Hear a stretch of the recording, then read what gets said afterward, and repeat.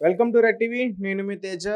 అయితే folk singer శృతి అసలు ఎలా చనిపోయింది? తన ఆత్మహత్య చేసుకొని చనిపోయిందంటూ కూడా బయటికి వార్తలొచ్చాయి. కాదు, తనని మర్డర్ చేసి చంపేశారు.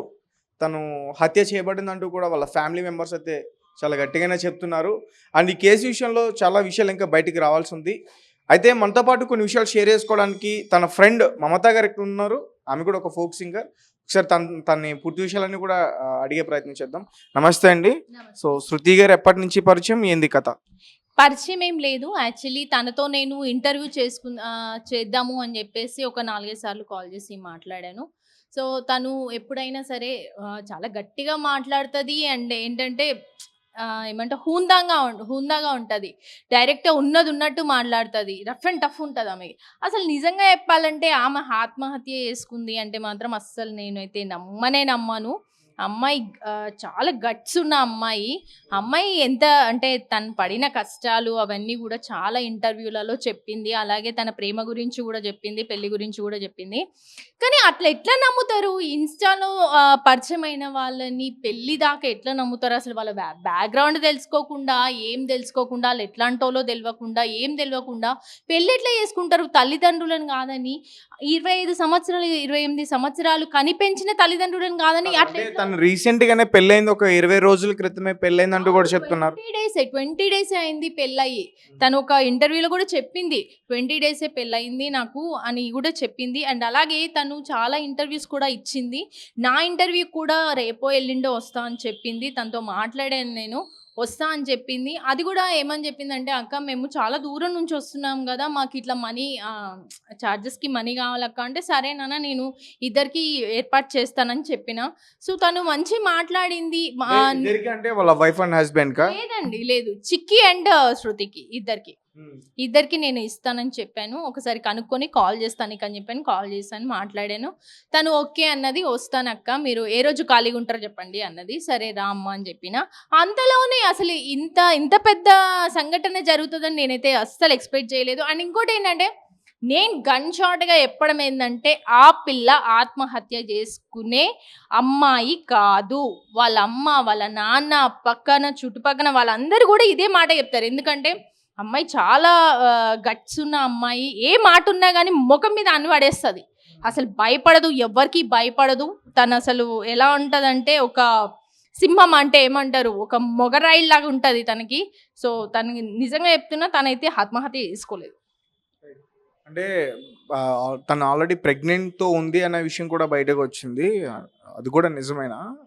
నిజంగానే అంటున్నారు. అందరూ చాలామంది చెప్తున్నారు. 4 మంత్స్ ప్రెగ్నెంట్ అని చెప్తున్నారు. అది నిజమా? అబద్ధమా? అనేది యాక్చువల్లీ తను ఒకవేళ ఆత్మహత్య చేసుకోవాలి అనుకుంటే లోపలున్న పిల్ల గురించి ఆలోచిస్తది గదా! సో, అది జరగలేదు. వాళ్ళే ఏదో చేసి చంపేశారు. అయినా ప్రతి ఒక్క అమ్మాయికి చెప్పడం ఏంటంటే నేను తెలిసిందా అసలు ఎవరు అబ్బాయి ఎవరో ఏంటి? ఆ అమ్మాయి ఎలా పరిచయం అయింది? ఏమన్నా బయటకొచ్చాయా? సోషల్ మీడియాలోనే పరిచయం అయ్యాడంట ఆ అబ్బాయి. సో, అబ్బాయితో ఒక 2 మంత్స్ ఏమో, 3 మంత్స్ పరిచయం అంతే. అంతకుమించి ఏం లేదు అమ్మాయికి. ఏం చెప్పాడో, ఏం చేశాడో ఏమో తెలీదు. మొత్తానికైతే పెళ్లి చేసుకున్నాడు. ఎదిరిచ్చి మరి పెళ్లి చేసుకుందంటే మరి ఆయన అంత ప్రేమ చూపించుంటాడు. అందుకే ఇంట్లో నుంచి లేచిపోయి వెళ్ళిపోయారా శృతి వాళ్ళు? ఇంట్లో నుంచి వెళ్ళిపోయింది. పేరెంట్స్‌కి తెలియకుండా ఇంట్లో నుంచి వెళ్లి చేసుకుంది. మీకెప్పుడైనా తన విషయాలు, పర్సనల్ విషయాలు ఎప్పుడైనా షేర్ చేసుకోవడం గాని? చెప్పలేదు. ఇంటర్వ్యూలో అన్నీ చెప్తాను అని చెప్పింది నాకు. సో, పర్లేదు నాన్న, నువ్వు వచ్చినప్పుడే మాట్లాడదాంలే అని చెప్పినా నేను. సో, అందరికి ఏంటంటే, అమ్మాయిలకు అందరికీ చెప్పాల్సింది ఏంటంటే, దయచేసి ఈ ఇన్‌స్టాని గానీ, ఫేస్‌బుక్‌ని గానీ, అలాగే మ్యాట్రిమోనీస్, ఇప్పుడు చెత్త మ్యాట్రిమోనీస్ వస్తున్నాయి. అబ్బాయిలందరూ గూడా మెయిన్ మనీ కోసం, అమ్మాయిలందరూ గూడా మనీ కోసం. అండ్ కొంతమంది ఏమంటారు, పెళ్లి కోసం వచ్చిన వాళ్ళని గూడా, నిజంగా వచ్చే వాళ్ళని గూడా ఫేక్ అని అనుకుంటున్నారు. సో, చాలామంది డబ్బులున్న అమ్మాయిలను పట్టుకొని వాళ్ళతో కలిసి ఉన్నామా, కొన్ని నెలలు వాళ్ళతో రిలేషన్‌లో ఉన్నామా, తర్వాత వదిలేసినామా అన్నట్టే ఉన్నారు. చాలామంది గూడా అలాంటి వాళ్ళే ఉంటున్నారు. దయచేసి అమ్మాయిలందరూ గూడా తల్లిదండ్రులను దృష్టిలో పెట్టుకొని ఇట్లాంటివన్నీ చేయకండి. ఒకవేళ ఆ అబ్బాయి గనక మీకు నచ్చినట్లయితే మీ అమ్మా నాన్నకి చూపిచ్చి, అబ్బాయి బ్యాక్‌గ్రౌండ్ చూసి పెళ్లి చేసుకోండి. అంతేగాని ఇట్లా తొందరపడి నిర్ణయాలు తీసుకొని అక్కడ తల్లిదండ్రులకి ఇప్పుడు ఎంత బాధ చెప్పు. నీకేమైంది? ఇప్పుడు వాళ్ళు చంపేశారా లేకపోతే నిజంగా ఆత్మహత్యనా అనేది ఇంకా క్లియర్గా తెలియదు. నాకు తెలిసినంత వరకు అయితే అది హత్యనే అనుకుంటున్నా, నేను 100% నమ్ముతున్నా హత్యనే అని. ఇప్పుడు ఒకవేళ హత్య చేయని వాళ్ళైతే ఎందుకు పారిపోయారు? నాకు ఈ క్వశ్చన్ వచ్చింది. ఎందుకు పారిపోయారు? ఎందుకు కనిపిస్తలేరు? సో కనిపించాలి కదా నా భార్య. మరి ఆయనకి అంత ప్రేమ ఉండుంటే ఒకవేళ ఆమెను చూడడానికి రావాలి కదా, ఎందుకు పారిపోయారు? చనిపోవడం ఎట్లా అంటే సూసైడ్ చేసుకున్నాం, ఐ మీన్ ఉరేసుకుని చనిపోయి. అవును, ఉరేసుకొని చనిపోయింది అంటున్నారు. ఓకే, అంటే వాళ్ళు పారిపోయారా? వాళ్ళ అమ్మ ఎంత గట్టిగా చెప్తుందంటే చెంపల మీద దెబ్బలు కొట్టినాయి, అచ్చులు ఉన్నాయి, అవన్నీ ఉన్నాయి. లేదు నా బిడ్డను చంపేసిరని ఆ తల్లి, ఆ కన్న తల్లియే చెప్తుందంటే ఇంతకన్నా సాక్ష్యం ఏం కావాలి? అంటే పోస్ట్ మార్టం రిపోర్ట్స్ అయినా బయటకు వచ్చాయా? ఇంకా రాలేదు, వస్తాయి. ప్రతి ఒక్కటి విషయాలన్నీ కూడా బయటపడతాయి. ఆయనకి కంపల్సరీ శిక్ష కూడా అనుభవిస్తాడు ఆయన. నిజంగా చెప్పాలంటే ఇలాంటివన్నీ కూడా చాలా ఎక్కువ అయిపోయినాయి ఈ సోషల్ మీడియాలో. అసలు మంచి కన్నా ఎక్కువ చెడే ఎక్కువ ఉంది. అంత ఎలాంటి వాళ్ళు వస్తున్నారంటే జస్ట్ వచ్చామా, ఫేమస్ అయినామా, వెళ్ళిపోయినామా అన్నట్టే చాలా మంది వస్తున్నారు, పోతున్నారు. అమ్మాయిల జీవితాలు చాలా మంది నాశనం అవుతున్నాయి. అలాగే అబ్బాయిలు, కొంతమంది అమాయకుల అబ్బాయిలు కూడా అంటే దీనికి బలైపోతున్నారు. అలాంటివన్నీ చెయ్యకుండా మన ఈ సోషల్ మీడియాకి ఎవరైతే పెద్దవాళ్ళు ఉంటారో వాళ్ళందరినీ కూడా ఇలాంటి చెత్త వాళ్ళు ఉన్న వాళ్ళ ఐడీస్ అన్నీ కూడా బ్లాక్ చేయమని. పర్సనల్ ఒపీనియన్ కదా అది, వాళ్ళ వ్యక్తిగత విషయం, వాళ్ళ పర్సనల్ ఒపీనియన్ అది. దాన్ని ఎవరు కూడా జడ్జ్ చేయలేరు కదా. ఇప్పుడు అమ్మాయి ఇంట్లో వాళ్ళని ఎదిరించి బయటికి వెళ్ళిపోయిందంటూ కూడా చెప్తున్నారు కదా. అవును, నిజంగానే ఎదిరించి వెళ్ళిపోయింది. అంటే నిజం చెప్తున్నా కదా, అమ్మాయిలు చాలా అమాయకులు. కొంతమంది చాలా అమాయకులు ఉన్నారు, కొంతమంది అయితే మస్తు రాక్షసులు కూడా ఉన్నారు. అంటే ఎట్లా అంటే వాళ్ళకి గట్స్ ఉండి అన్నీ ఉంటే ఓకే, కానీ కొంతమంది అమాయకులు ఉన్నారు. చిన్నదేమన్నా జరిగినా కానీ వెంటనే దానికి రియాక్ట్ అయిపోయి చనిపోతున్నారు. సో అలా చేయకండి. ఏదైనా ఉంటే కనుక మనకి మంచి మంచి చట్టాలు కూడా ఉన్నాయి, వాటన్నిటిని కూడా మనం ఉపయోగించుకొని మన మీద ఇలాంటి జరిగినప్పుడల్లా వెళ్ళి మనం కంప్లైంట్ ఇవ్వడమా, లేకపోతే ఎవరికన్నా చెప్పడమా, ఇలాంటివన్నీ చేస్తూ ఉంటే ఇలాంటివన్నీ మనం దాటుకొని రావచ్చు.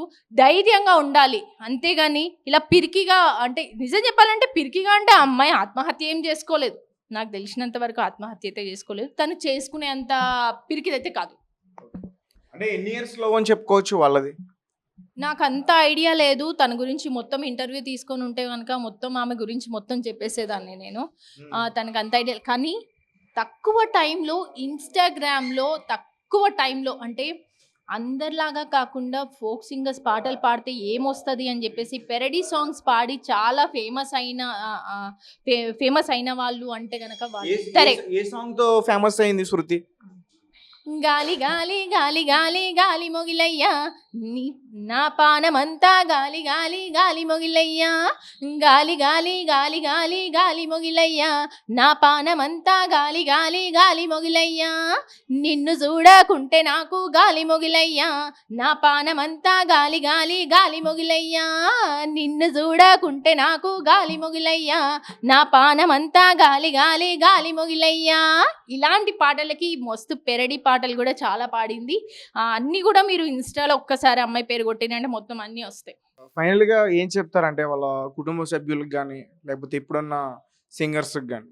నేను సింగర్స్ అందరికీ చెప్పేది ఏంటంటే ఒకటే, మీలో టాలెంట్ ఉంది అంటే గనక 100% యూజ్ చేసుకోండి, కాదనట్లేదు.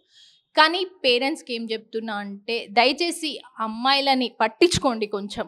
ఇప్పుడు ఇన్స్టాలో చాలామంది ఒక్కొక్క రకంగా, అంటే ఒక్కొక్కరు ఎలా అయినా సరే నేను ఫేమస్ అయిపోవాలని చెప్పేసి రాత్రికే ఫేమస్ అవ్వాలని పిచ్చి వీడియోలన్నీ చేస్తుంటే కొంతమంది ఎక్స్పోజింగ్ చేయడం, ఇంకా కొంతమంది గురించి చెప్పాలంటే